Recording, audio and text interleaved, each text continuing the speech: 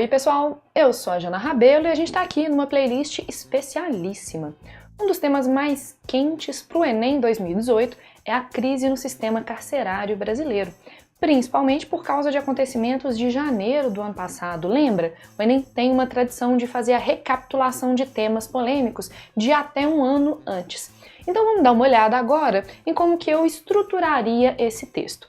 Lembrando, aqui a gente tem algumas opções de estruturação, não é a única maneira de fazer esse texto, é uma sugestão, é um jeito de pensar. Então vamos lembrar o seguinte, primeiro parágrafo eu tenho que fazer duas coisas para o meu texto ficar bem claro. Eu tenho que apresentar o tema, fazer o gancho, aquela primeira, segunda frase para trazer a discussão à tona, e em seguida eu tenho que apresentar a tese, que é o meu ponto de vista.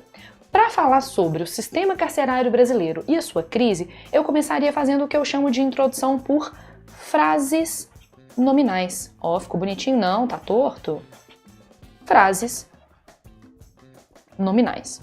O que é isso de introdução por frases nominais? Introdução por frases nominais nada mais é do que uma enumeração, uma lista de coisas.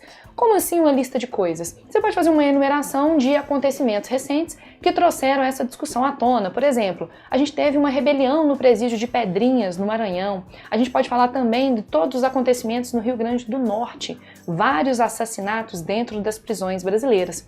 Mas você também pode fazer uma enumeração de quais são os principais problemas das cadeias brasileiras. Por exemplo, superlotação, violência, ineficiência, altos custos. Ponto. Diversas são as falhas que marcam o sistema prisional brasileiro. Fez essas frases nominais? Pronto, você já pode pôr sua opinião sobre o assunto. Além das frases nominais, a gente tem como opção também as referências culturais. Tem um monte de filme, de vídeo, de livro que fala sobre esse problema. Então eu vou citar alguns aqui, óbvio, não são os únicos, mas lembra, por exemplo, que tem o livro do Drauzio Varela, o Estação Carandiru. O Estação Carandiru, lá do Drauzio Varela, inspirou um filme, que é o Carandiru. Você pode ter lido o livro, você pode ter assistido ao filme e coloca essa referência na introdução. Mas a gente pode pensar também, ainda dentro da parte do cinema, em um dos documentários de que eu mais gosto hoje no Brasil, que é o Sem Pena, facilmente encontrável no YouTube. O Sem Pena faz um diagnóstico das prisões brasileiras, dando ouvido aos mais diferentes agentes, às pessoas que trabalham nas prisões e às pessoas que estão presas nas prisões. Além do Carandiru, Estação Carandiru e do Sem Pena, a gente pode começar a pensar também em um outro documentário. Gosto muito, Notícias de uma Guerra Particular. Gente, não precisa ficar preocupado em ficar anotando o nome desses documentários. Tem aqui dentro dos meus vídeos um vídeo em que eu indico filmes para falar sobre o sistema carcerário brasileiro. Se você ainda não assistiu, assista. Vou pedir para colocarem o link à disposição aqui.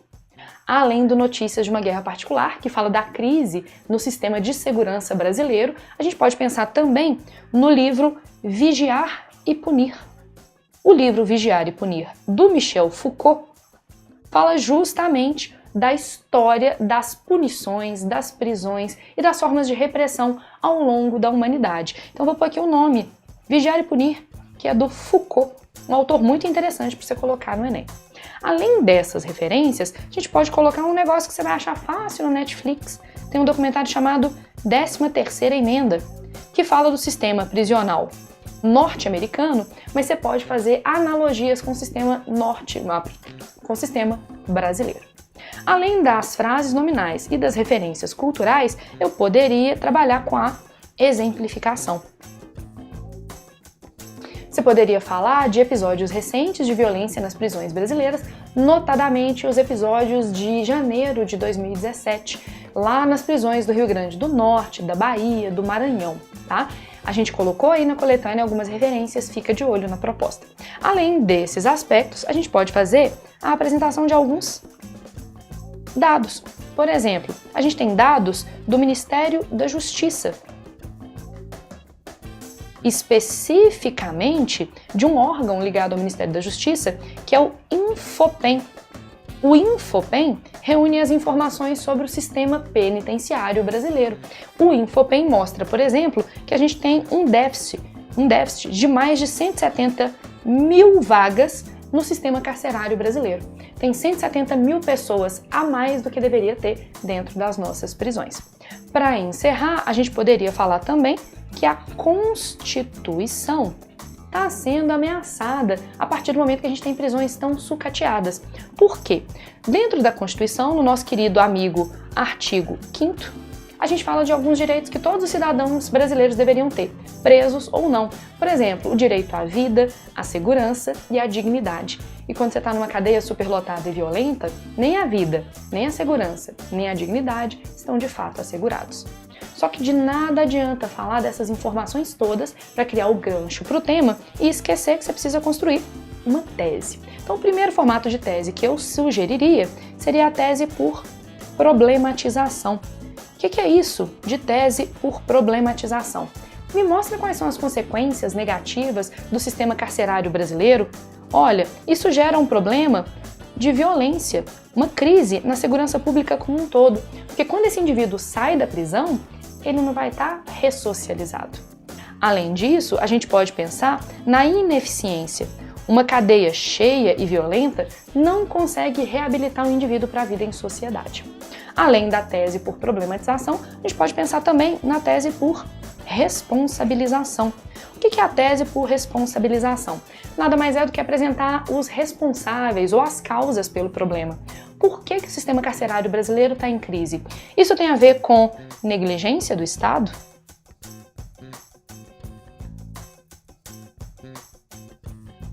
Isso tem a ver com uma cultura de encarceramento? O que é isso de cultura de encarceramento? Boa parte da população brasileira, e os nossos governantes estão aí também, acham que o encarceramento é a solução para o problema da segurança pública. E às vezes crimes leves, de baixo potencial ofensivo, levam à prisão do indivíduo. E às vezes falta espaço para quem deveria de fato estar preso. Seguindo em frente, a gente pode pensar na tese por contraste. Qual que é um dos contrastes que a gente pode mostrar nesse tema? Qual que é uma das oposições? Eu posso opor, por exemplo, a principal função das prisões brasileiras, a chamada ressocialização, e que, na verdade, sucateada e degradada como está, nenhuma prisão brasileira está de fato ressocializando. Então eu posso mostrar a ineficiência. Além disso, pensando num outro tipo de tese, a gente pode falar da tese por antecipação da proposta de intervenção. Só que isso vai depender do que você vai colocar no seu desenvolvimento. Você vai investir em infraestrutura? Pode ser. Você vai investir, por exemplo, na melhoria, no aumento da eficiência da justiça, de modo a tirar da prisão quem já não precisa estar mais lá? E aí lembre-se o seguinte, quando a gente está fazendo esses 4 formatos de tese, a gente tem que fazer uma frase completa e coerente. Essa frase sozinha tem que fazer sentido. Bom, próximo vídeo a gente vai dar uma olhada em como aprofundar algumas dessas estruturas. Beijo, até daqui a pouco!